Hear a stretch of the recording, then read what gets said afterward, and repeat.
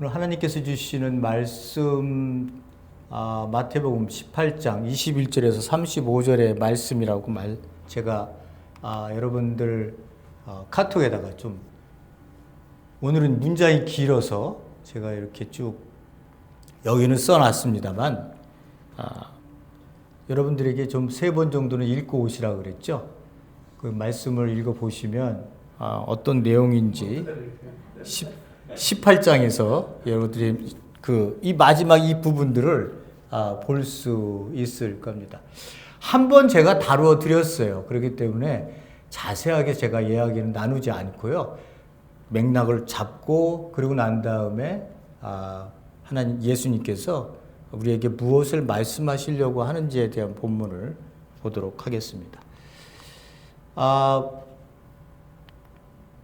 35절이요. 18장 35절의 말씀 하나만 저희들이 보도록 하겠습니다.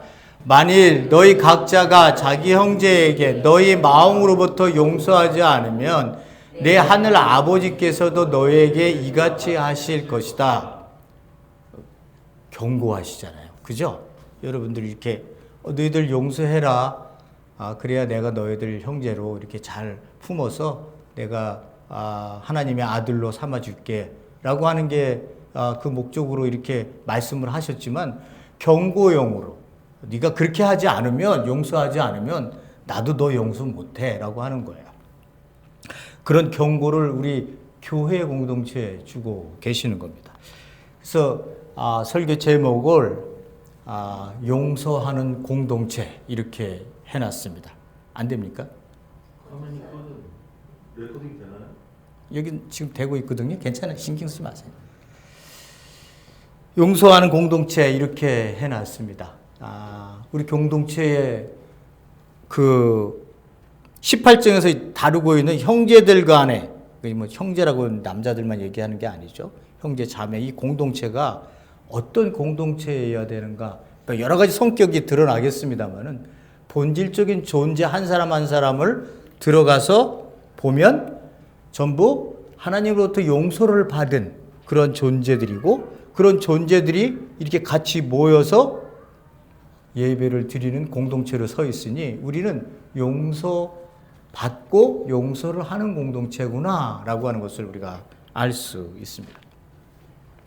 제가 이제 말씀을 좀 드려볼 테니까 여러분 이제 대략적인 이야기를 제가 말씀을 드려보고 우리의 문제가 무엇이었는지에 대한 것들을 볼 수 있도록 하겠습니다. 베드로가 예수님한테 이렇게 물어봅니다. 몇 번을 형제가 죄를 지면 몇 번까지 죄를 용서해 줄까요? 그랬더니 예수님께서 말씀하시기를 너희들 랍비들은 3번을 용서해 주라고 얘기를 하지만 나는 너에게 얘기하는데 7번이라도 이런 7번이라도 용서를 해줘라. 예수님은 어떤 의미예요? 형제가 내가 잘못했습니다라고 누가복음에서는 그 얘기까지 들어있다고 그랬죠. 내가 잘못했다고 회개해서 돌아오면 너는 77번까지도 너희들은 회개에 대한 답으로 용서를 내 형제를 해주어야 된다라고 하는 이야기를 하고 있습니다. 그러니까 예수님께서는 끊임없이 네 형제에 대해서 용서를 해줘야 된다고 얘기를 하는 거예요. 그 비유를 이제 이렇게 말씀을 하고 계시는 거예요. 너희들이 왜 용서를 해 주어야 될 존재인지에 대해서 얘기를 하세요. 그러니까 여러분들이 이건 나한테 얘기하는 거예요. 나한테? 첫 번째 보니까 그러므로 이렇게 나오죠. 앞에 말하고 연결되어져 나오는 거예요. 그러므로 하늘나라는 제가 계속해서 말씀드립니다만은 여기서 얘기하고 있는 하늘나라는 내가 죽어서 가는 우주의 공간을 얘기하는 하나님의 나라가 아니라 이 땅에 예수님이 가지고 오셔서 왕으로 통치하고 계시는 그 나라를 이야기하는 거예요. 그 이야기를요. 그래서 이 하늘나라는 이 땅에 임한 하나님의 통치는 어떻다고요? 자기 종들과 결선하기 원하는 인간 왕하고 비유를 한대요. 그러니까 우리가 하나님 앞에 나아간다는 거, 예수 그리스도 앞에 나아간다는 거는요, 지금 예수님께서 너와 결산하겠다는 거예요. 나하고 결산하겠다는 거예요. 그 인간 왕을 비유해서 오늘의 말씀을 주고 계십니다. 무엇을 결산하시겠어요? 여기는 비유적으로 이제 결산한다는 것이 물질에 대한 문제지만 여기서 나오고 있는 빚이라고 하는 거예요. 이거는 유대인들에게서 빚을 졌다라고 하는 것들은 죄를 졌다 이런 말이에요. 그러니까 하나님이 이 땅에 보내신 왕이신 예수 그리스도가 하나님의 나라를 갖고 이 땅에 도래를 하셨어요. 천국을 갖고 이제 우리는 천국이란 단어를 썼잖아요. 개역 성경 보면 하늘나라가 아니라 다 천국이라고 썼습니다. 그 나라를 갖고 하나님의 나라가 예수님께서 아버지로부터 이 땅 위에 왕으로 하나님의 나라를 선포하는 그 나라가 이 땅에 임해서 이제 너를 불렀다는 거예요. 나를 불렀어요. 나를 불렀는데 나에 대해서 뭐를 불렀느냐? 너 빚진 거 갚으라는 거예요. 빚진 거 갚으라. 이거를 어떻게 해석을 한다고요? 죄에 대한 문제로 해석을 한다고 그랬어요. 그래서 주기도문에서도 말씀을 드렸습니다만 주기도문에서 뭐라고 말씀하셨냐? 우리가 우리에게 죄 지은 죄를 사하여 준 것 같이 할 때 우리가 우리에게 죄 지은 것을 사하여 준 것 같이 얘기했을 때 이 죄가 데빗이에요. 빚이에요. 빚. 그러니까 유대인들은 이 빚이라고 하는 단어는 죄라고 하는 단어로 바로바로 알아들었습니다. 그러니까 예수님이 그거를 비유로 말씀하시는 거예요. 빚을 졌는데 얼만큼 졌느냐? 10,000달란트를 졌대. 한 달란트가요 6,000데나리온이에요. 예? 그러면은 10,000달란트면 6,000데나리온에다가 공을 3개를 더 붙여야 돼요. 6천만 데나리온이에요. 한 데나리온이요 하루 품값 받을 때의 돈이에요. 그러니까 한 사람이 그 10,000달란트를 갚으려면 20만 년은 일을 해야 되는 거예요. 갚을 수 없다라는 거예요. 예? 갚을 수 없다라고 하는 거를 예수님이 말씀하고 계시죠. 하나님이 나를 부르셨어요. 예수님께서 나를 부르셔서 내가 하나님 앞에 섰어요. 그때 나는요, 갚을 수 없는 10,000달란트의 죄를 진 종으로 그 앞에 서는 거예요.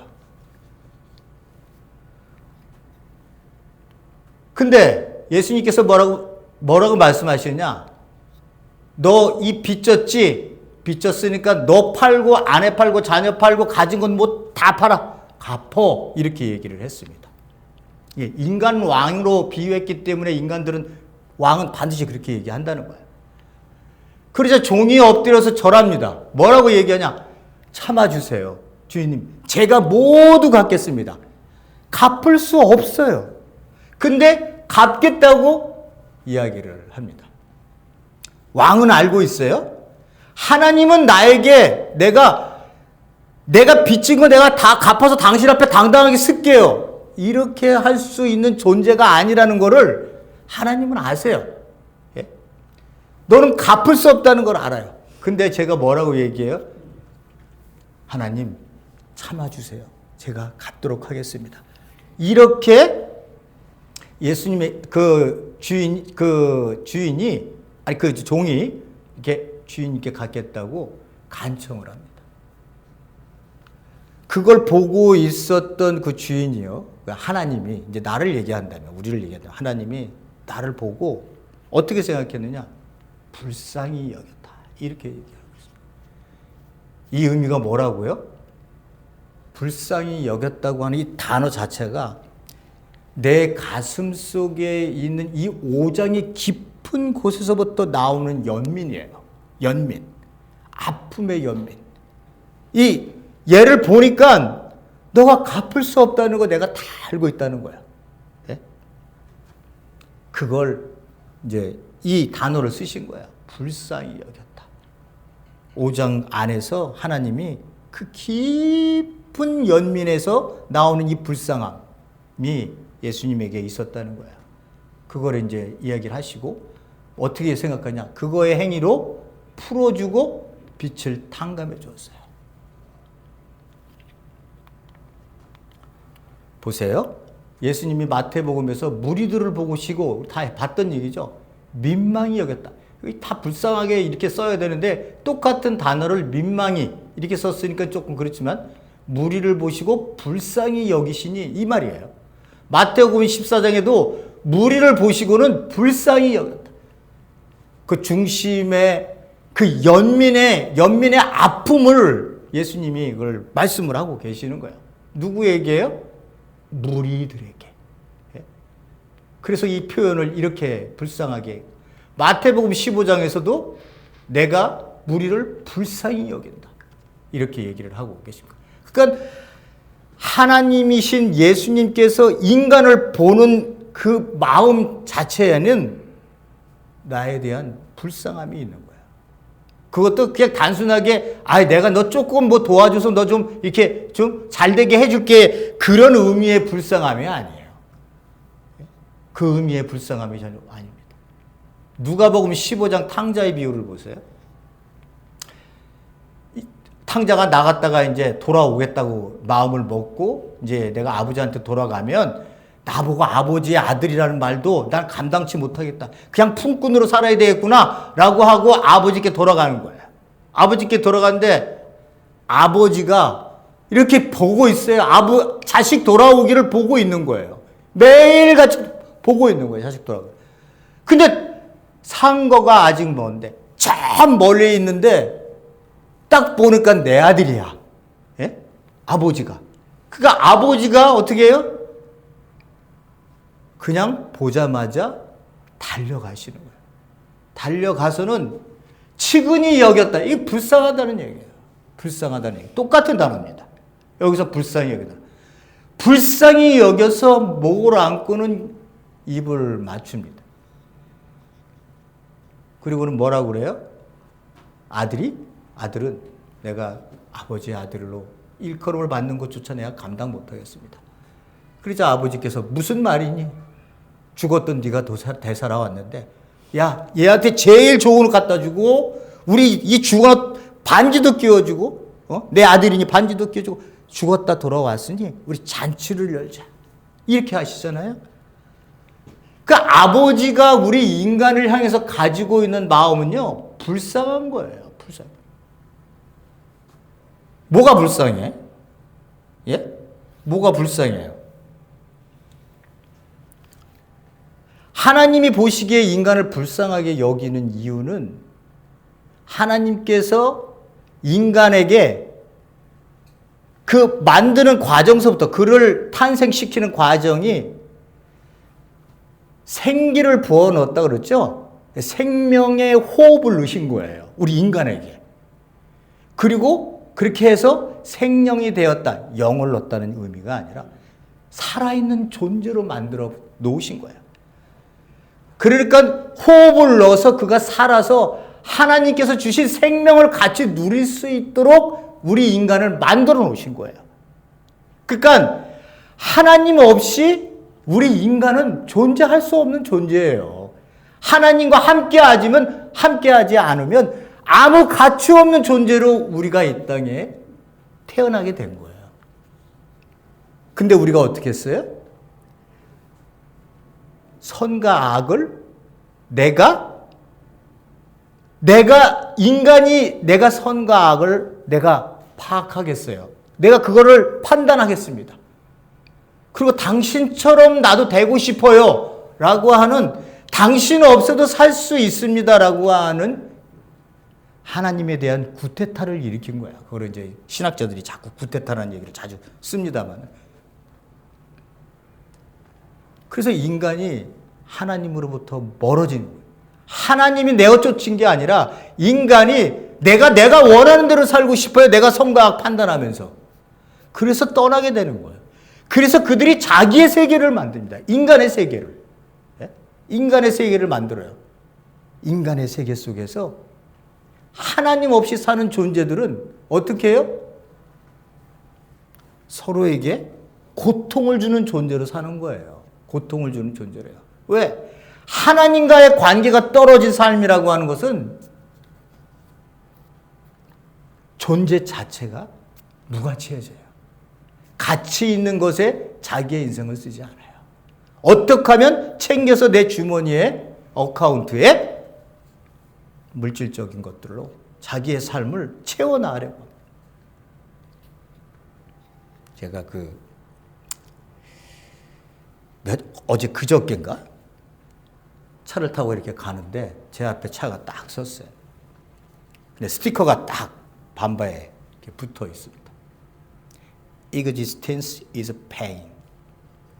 존재한다는 건 고통이다. 다른 차들은 보면 Don't kiss me 뭐 이렇게 내 차 뒷방 뒤에다가 박지 마세요, 뽀뽀하지 마세요, 거기 뒤에다가 또 나 초보입니다, 이런 걸 썼는데, 철학적인 어떤 그런 인간 존재에 대한 부분을 뒤에다 써놓고 존재한다는 건 고통이다. 하나님을 알지 못하면요, 존재한다는 게 고통이에요. 여러분들도 하나님 알기 전에는 내가 가지고 있는 능력으로 살기 위해서 얼마나 노력을 많이 했어요. 공부도 열심히 해야 돼요. 그것으로 성공을 해야 되니까, 돈을 벌어야 되니까. 엄마 아버지가 나를 기대하고 있는 그 기대의 모습으로 내가 가야 되는데, 이 세상이 나에게 비교의식을 주어지면서 너 그렇게 살면 바보 루저로 사는 거야.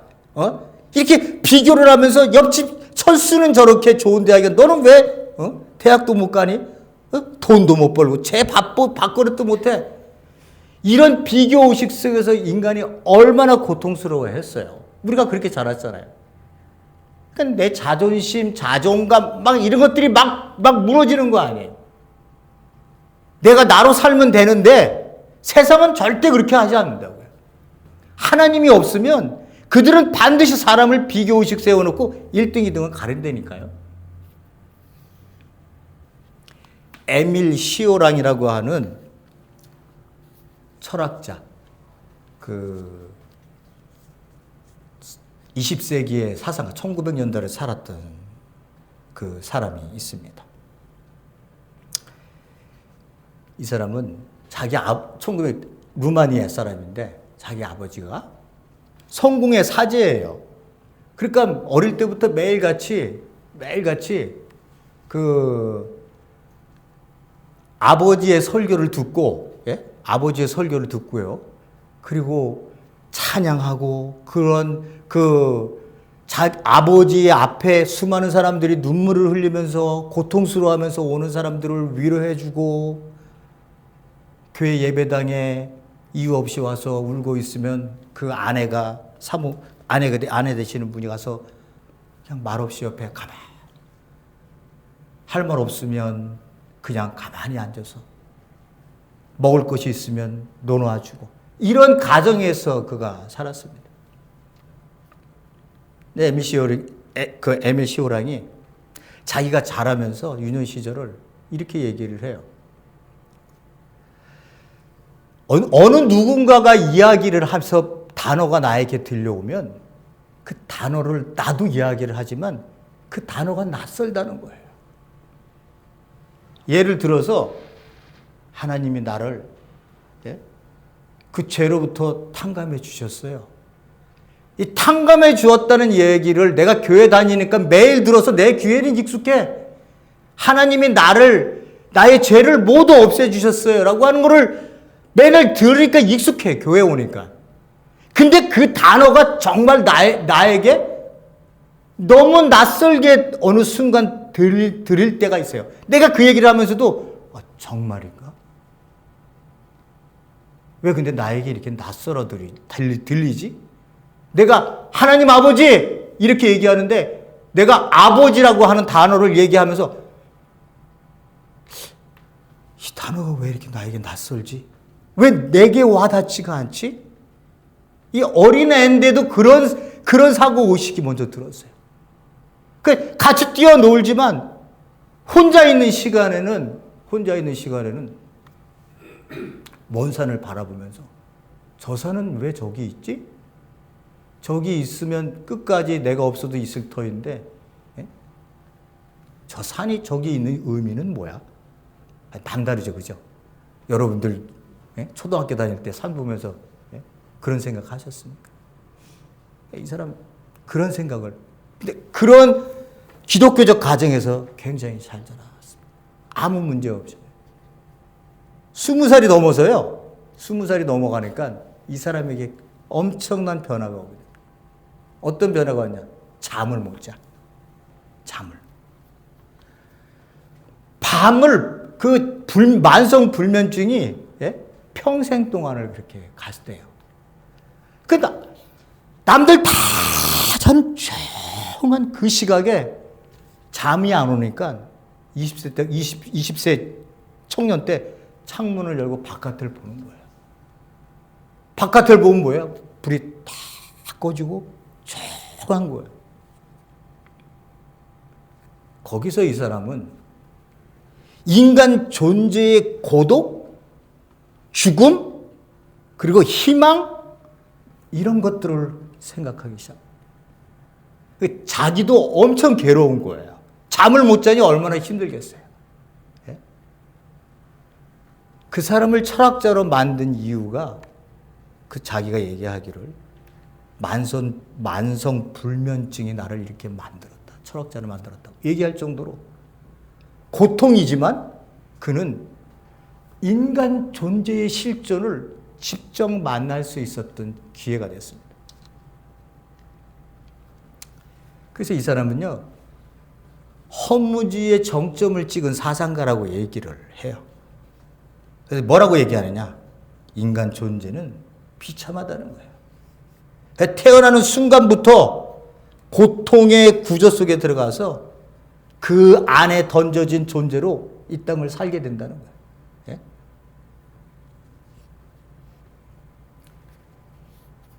그러니까 존재 자체의 비극성을 맛본 사람이죠. 말을 많이 하지 않았어요. 가면 갈수록 말을 많이 하지 않고 글을 짧게 인간은 비참해. 이런 식으로 글을 썼습니다. 예? 인간은 비참해. 인간에게는 희망이라는 것도 이 고문인 거야. 우리가 만들어내는 고문인 거야. 라고 할 정도 말을 간단하게.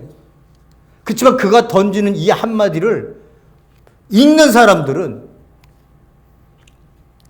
굉장한 감동과 나를 얘기하는구나 라고 하는 것을 느낄 만큼의 영향을 끼쳤던 그 사람이랍니다. 여러분, 왜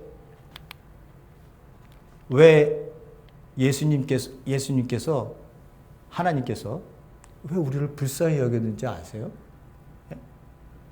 네가 나를 떠나서 너는 살 수 없는 존재임에도 불구하고 너는 인간들은 그렇게 비참하게 살다가 허무로 그러다가 죽는 거야. 그걸 불쌍하게 여긴다고 얘기를 하는 거예요. 여기서 불쌍하게 여긴다 그랬더니 너는 죄졌으니까 뭐 하나님 교리적으로 다가서면 절대 안 되는 거예요. 이 말씀들은요.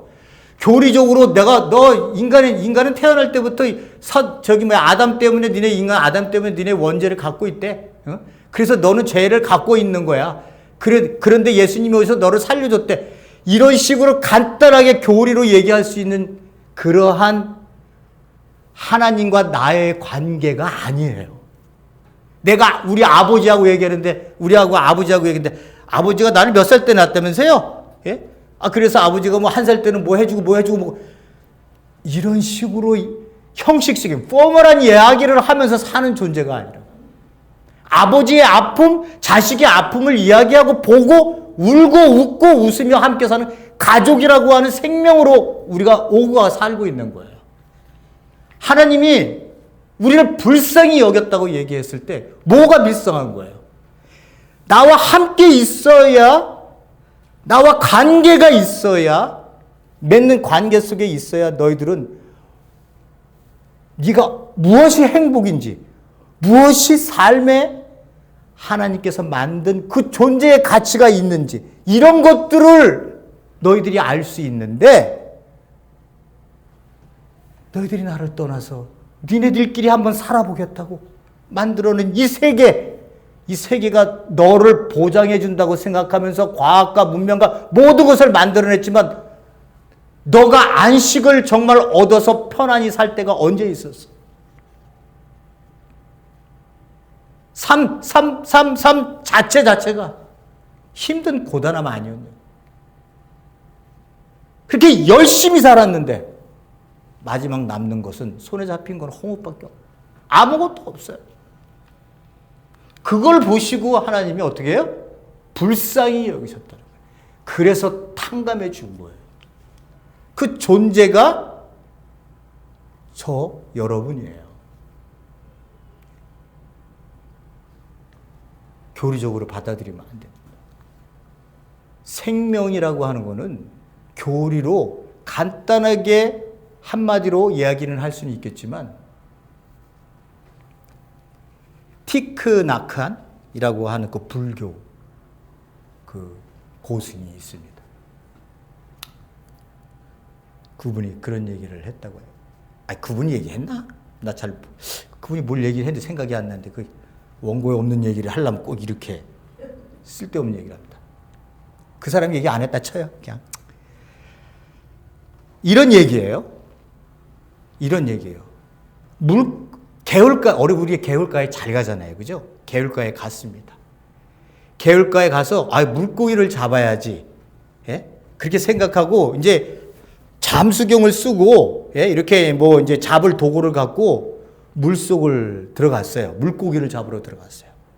물고기를 잡으러 들어갔는데, 그 물고기 안에, 물속에 들어갔더니, 여러분 써보셔서 알겠지만, 이게 쓰고 들어가면, 요만했던 물고기도 좀 커 보여요. 확대해서 보입니다. 물고기를 보러 들어갔는데, 물고기뿐만 아니라 엄청난 미생물들이 엄청 많이 살고 있다는 걸 알게 돼요. 이게 뭐냐? 미생물.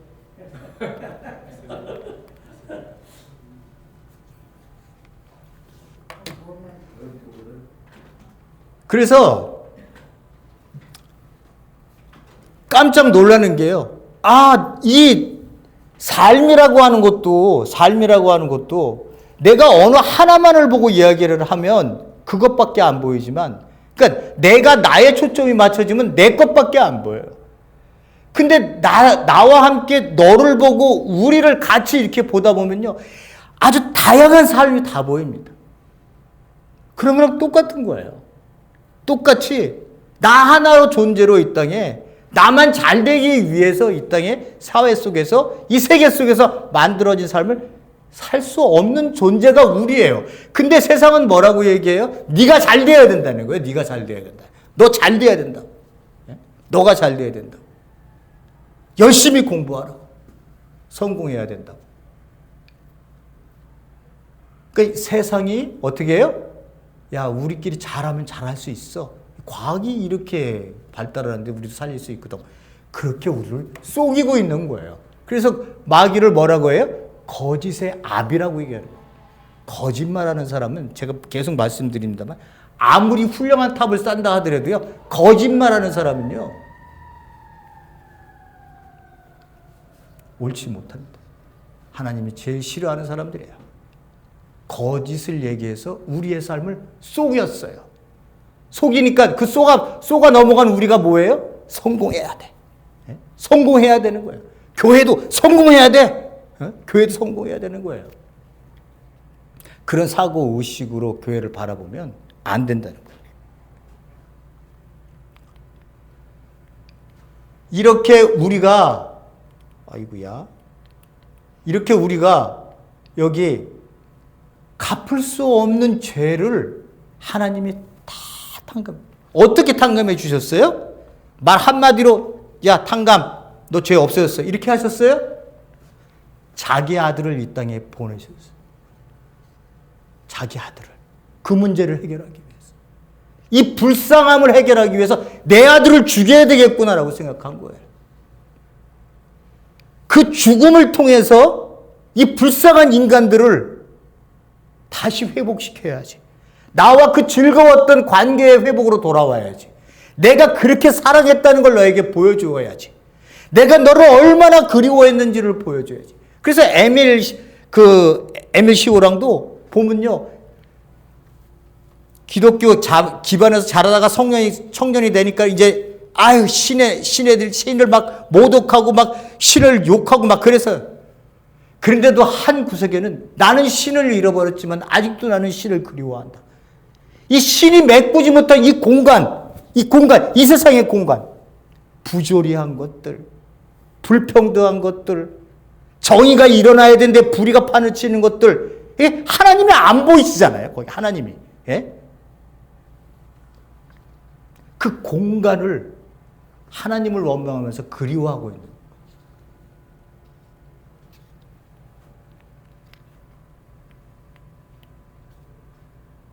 예수님을 이 땅에 보내셔서 결국 그래서 우리를 십자가에 죽게 하신 거예요.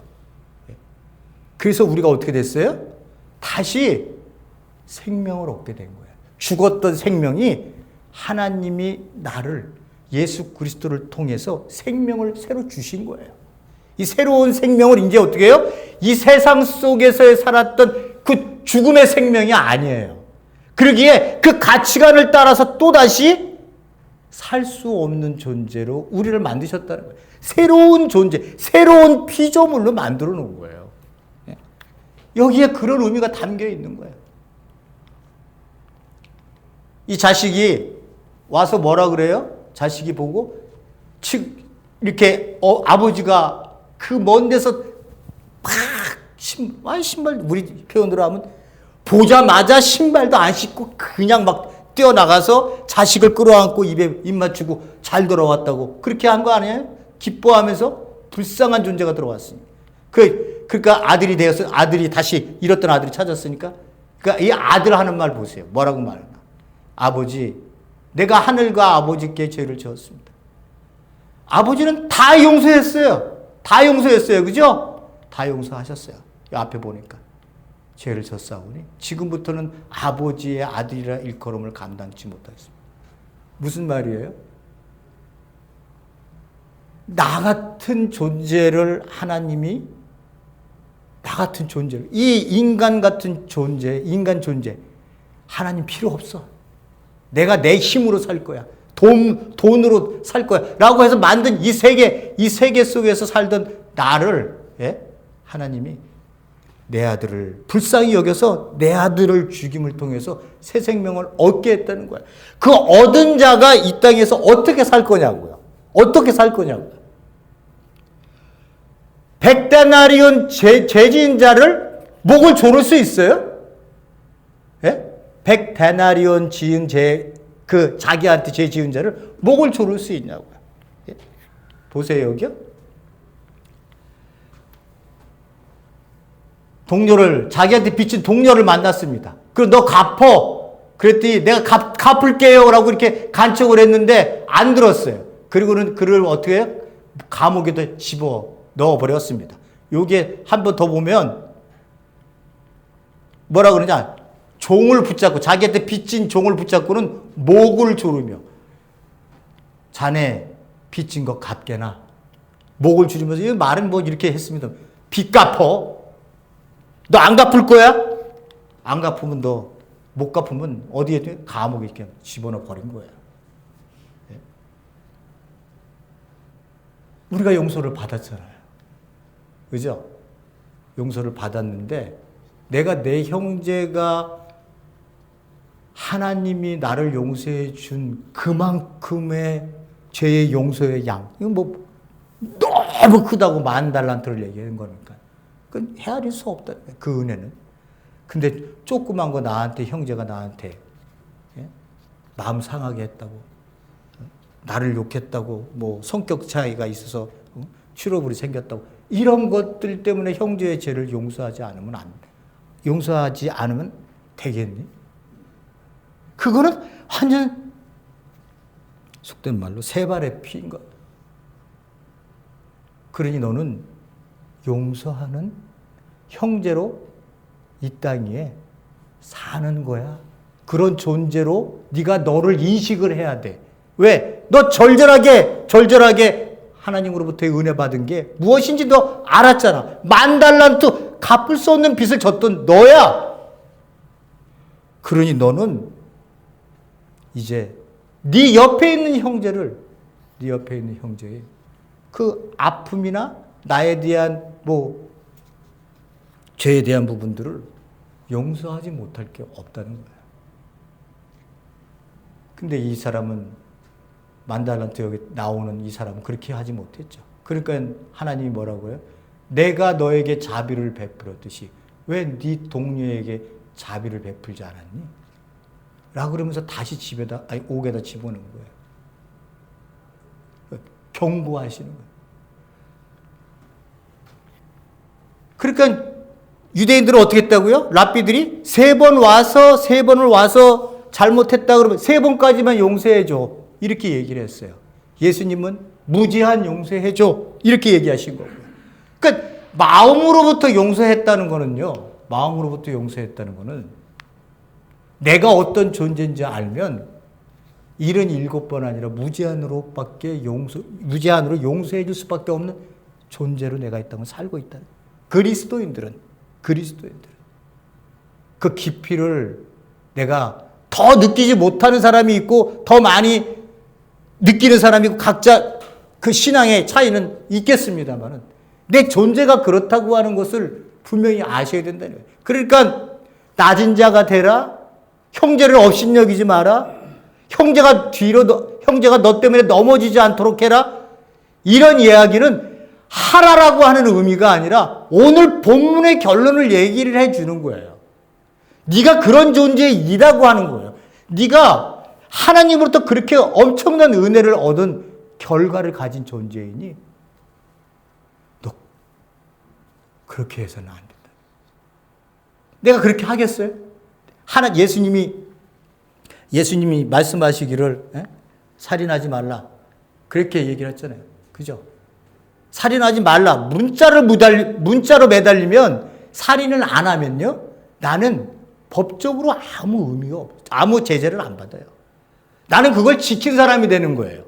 지킨 게 의의가 되는 거예요. 의의가 되는 거예요. 그게 세상적 요구예요. 세상적 요구예요. 내가 남을 도와줬잖아요. 그러고 난 다음에 그게 나의 의의가 되는 거예요. 근데 예수님 뭐라고 말해요?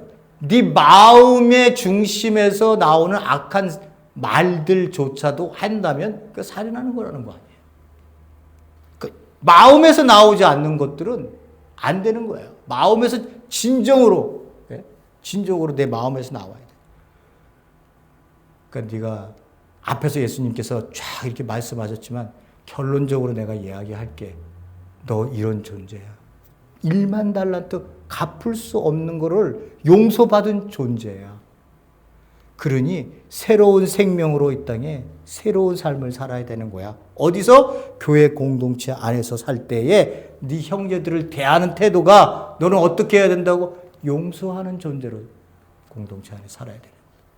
이렇게 얘기하시려고 예수님께서 말씀을 하고 계시는 겁니다. 이거만 보고 끝나겠습니다. 누가복음 17장 4절에서 10절입니다. 여기서 비슷한 이제 내용들이 얘기하는다. 내게 하루에 7번, 7이라고 하는 단어를 제가 말씀을 드렸더니 7의 완전수예요. 그죠? 유대인들은 알고 있는 거예요. 7번. 내가 완전하게 7번 죄를 짓고 어떤 형제가 나에게 와서 7번 와서 돌아와서 나 회개합니다. 잘못했습니다. 라고 형제한테 이렇게 얘기하면 너는 용서해 줘야 된다. 그래서 사도들이 뭐라고 얘기를 하느냐? 사도들이 그 7번까지 참아야 돼요? 그거를 하려면 하나님 저희들이 예수님 저 믿음이 필요해요. 믿음이. 이렇게 얘기를 합니다. 그러자 예수님께서 겨자씨만한 조그만 믿음, 그 하나만한 믿음이 있더라도 뽕나무가 뽑혀서 바다에 심기우라면 그대로 될 것이다. 과장법을 예수님께서 썼지만 너희들이 나에 대한 신뢰를 가지고 있다면 이 믿음을 더해달라고 하는 의미가 뭔지를 알 거야 하면서 바로 무익한 종의 이야기를 합니다. 이게 이렇게 보면요, 우리 상식적 종교적 그 의미로 보면 이게 좀 왜 갑자기 이 말을 하시지? 그럼 무슨 비유냐? 너희 가운데 누구에게 밭을 거나 양을 치는 종이 있다. 종이 있는데 그 종이 돌아올 때 그 종이 들에서 이제 일을 끝마치고 돌아오면 어서 와서 식탁에 앉아라 하고 그에게 말할 사람이 어디 있겠느냐? 그에게 말하기를 너는 내가 먹고 준비해라. 주인이 그렇게 얘기한다는 거예요. 너는 먹고 마시는 동안에 너는 허리를 도이고 시종을 들어라. 그러고 난 다음에 너 다 우리 먹고 난 다음에 마지막에 너는 먹고 마셔라. 이렇게 하지 않겠느냐. 종이 명령한 대로 다 하였다고, 예? 시중을 다 들었다고 종이 그에게 고마워하겠느냐? 이제 세상의 사람들의 비유를 얘기를 해주는 거예요. 그러면서 너희도 명령을 받은 대로 다 하고 나서, 예? 우리가 명령을 다 하고 나서 뭐라고 얘기하느냐? 우리는 쓸모없는 종입니다. 무익한 종입니다. 우리는 마땅히 해야 할 일을 한 것뿐입니다. 이렇게 얘기를 한다는 거예요. 예? 믿음을 주세요. 그렇게 얘기를 했더니 예수님이 무익한 종의 비유를 넣었어요. 너희들 믿음을 원해? 믿음이라는 게 뭔지 알아? 내 자신이 무익한 종이라는 것을 안다는 거야. 너는 그렇게 살아야 되는 존재로 이 땅에 하나님 앞에 쓰는 거야. 그러니 네가 네 옆에 있는 형제를 왜 용서 못해? 내가 내 자신이 쓸모없다고 생각하는 사람이 네 옆에 있는 형제를 왜 용서를 못하냐고. 믿음을 달라고 그러지 말고 믿음이 무엇인지 분명하게 알으라는 거야. 근데 우리는 믿음 자랑하잖아요. 믿음. 예? 손을 딱 얹고 믿습니다. 예? 낫게 해 주시옵소서. 믿습니다도 믿습니다 그러지 왜 믿습니다 이렇게 얘기하나? 아니 좋은 말을 놔두고 왜 믿습니다 하나님 이렇게 하지 믿습니다. 그렇게 해서 큰 소리로 하면 하나님이 아이고 시끄러워 얼른 들어줘야지 이래요? 그런 종교행위 하지 말라는 거예요. 그런 껍데기 인생 살지 말라는 거예요. 그런 껍데기 종교 붙들고 내가 구원받았다고 얘기하지 말라고. 그렇게 안 됩니다. 믿음이라고 하는 건요. 결국은 내 자신의 고백이 나는 무익한 종입니다. 쓸모없는 종입니다. 내가 마땅히 해야 될 일을 했습니다. 왜? 1만 달란트를 빚진 자, 1만 달란트를 하나님 앞에 예? 하나님의 아들이 와서 죽었어요. 하나님이 죽었어요. 하나님이. 내가 입을 어떻게 열어요? 내 입을. 나 때문에 죽었다는데. 뭉뚱그려서 우리 때문에 죽었대요. 그것도 말 되지만 근본 본질적인 내 자신을 부르세요. 나 때문에 죽은 거 아니에요. 나 때문에. 예? 나 때문에. 그래서 제가 말씀드렸죠. 교회 공동체 안에서 숨지 말라고. 예? 나 때문에. 수많은 뭐 몇백 명, 몇천 명이 모인 곳에 거기서 내가 있으면 나는 언제든지 숨을 수 있어요. 나 때문에 죽은 거예요. 예수님이 나 때문에. 그러니 내가 할 수 있는 말은 쓸모없는 종입니다. 내가 그렇게 하는 게 마땅하지요. 그걸 마음으로 한다는 거예요. 마음으로. 예?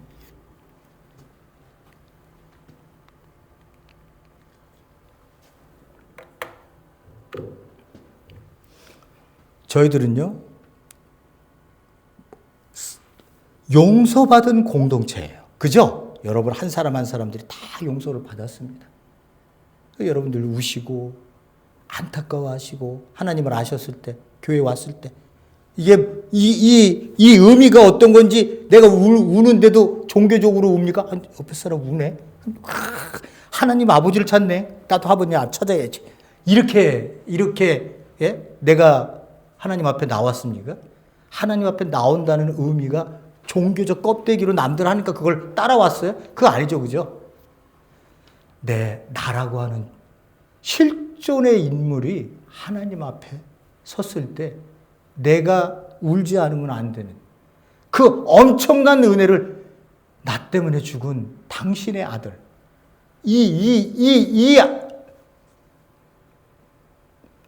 말로는 도저히 이야기할 수 없는 이 엄청난 은혜를 내가 경험했기 때문에 여러분들이 아버지를 찾고 예배도 드리고 각자의 삶에서 기도드리며 아버지와 만나고 모든 삶의 속에서 주신 생명의 귀함을 알고 옆에 사람도 이렇게 챙겨줄 줄 알고 과거에는 그렇게 살든 말든 그냥 능력이 없으니까 그렇게 사는 거야. 에휴, 불쌍하지만 어떻게 돈 조금 주고 말을까? 이렇게 살았었는데 이제는 그렇게 보지 않는다. 저 생명이 이 땅 위에서 하나님을 알지 못해 고단한 삶을 살고 있구나. 하나님이 그를 보고 불쌍히 여기고 계시고 그에게 하나님의 사랑을 전해야 되는데 어떻게 하지? 이게 고민할 수밖에 없는 존재가 되는 거예요. 이렇게 고민하는 거야. 여러분들도 똑같죠? 뭐 용서받은 공동체는요, 용서하는 공동체로 우리가 이 땅에서 사는 거예요. 예? 받았기 때문에 나도 하는 거예요. 안 받았으면 그 은혜를 몰라요. 예? 예수 그리스도가 십자가에 달린 것을 믿지 않으면, 나 때문에 죽었다는 걸 내가 인정하지 않으면, 뼈저리게 인정하지 않으면, 내가 얼마나 악한 존재로 이 땅에 살았다고 하는 것을 내가 인정하지 않으면, 인정하지 않으면 십자가의 의미를 누구를 용서해요? 용서하게. 한 대 맞으면 두 대 때리지. 아니 폴리스를 부르든지 깜빵에 집어넣어.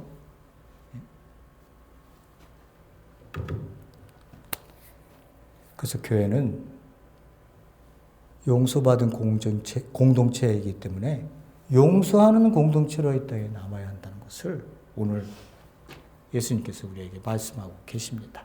여러분들이 교회가 우리 뭐 성도님들도 적고 그런 트러블 생길 것도 없고 뭐 마음껏 얘기하셔도 뭐 누가 거기에 뭐 토를 다는 분들이 없기 때문에 저희들은 좋습니다만 교회 공동체가 이런 공동체구나라고 하는 것을 여러분들이 꼭 마음속에 담으시고 신앙생활을 할 수 있다면 하나님이 우리 공동체 가운데 귀한 또 다른 모습들을 저희들에게 보여주실 거라 생각을 합니다. 함께 우리가 여러분들과 함께 오늘 나눈 이야기 말씀을 한 번 더 여러분 깊이 생각하시고 또 한 번 읽어보고 싶다면 또 한 번 읽어보시고요. 그렇게 하실 수 있는 시간이 갖기를 간절히 소원합니다. 고맙고 감사하신 하나님 아버지, 1만 달란트 빚졌다고 하는 것은 10,000달란트라는 숫자가 아닙니다. 우리는 하나님 앞에 끝없이 하나님을 저주하고 원망하고 모욕하며 하나님의 부르는 그 사랑의 소리를 거부하며 살았던 존재들입니다. 그 음성을 이제야 듣고 와 보니 그 하나님의 그 은혜는 입으로 담을 수 없을 만큼의 큰 은혜였습니다. 아버지, 내가 무엇이간데 저를 부르셨습니까? 아무 쓸데리 없는 그런 존재인데 나를 무엇으로 부르셨습니까? 하나님, 우리 그렇게 부름을 받은 이 공동체가 하나님 앞에 귀한 모습으로 서기를 원합니다. 아버지가 원하시는 그 모습으로 우리 교회 공동체가 하나님만을 붙들고 그 믿음으로 살아나기를 간절히 소원하며 예수님 이름으로 기도했습니다. 아멘.